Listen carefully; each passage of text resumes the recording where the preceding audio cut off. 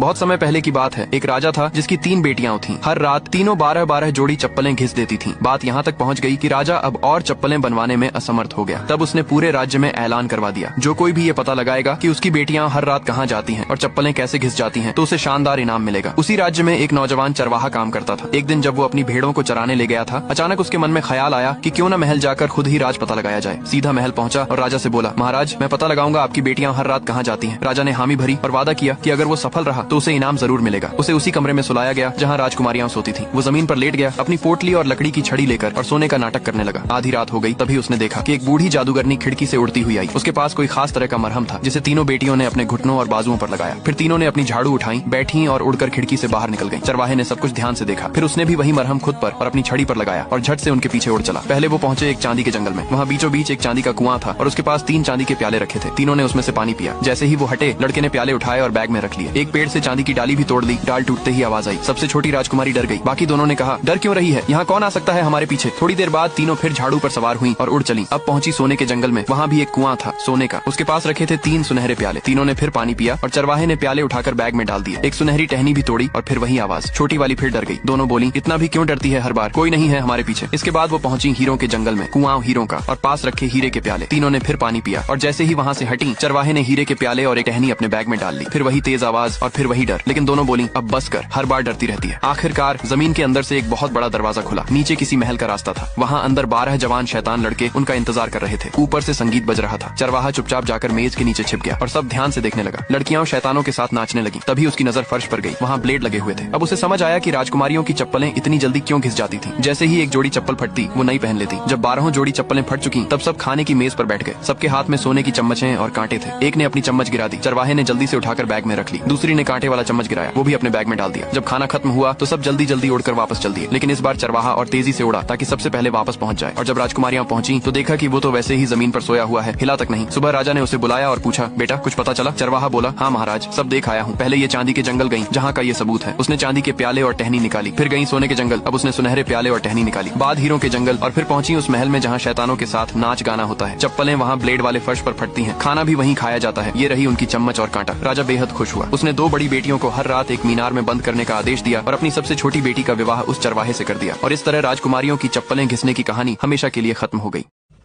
क्यों नहीं हो रही पढ़ाई? एग्जाम बगल में आ गया, लाइफ में कुछ करना है। अगर ऐसा है तो क्यों नहीं हो रही पढ़ाई?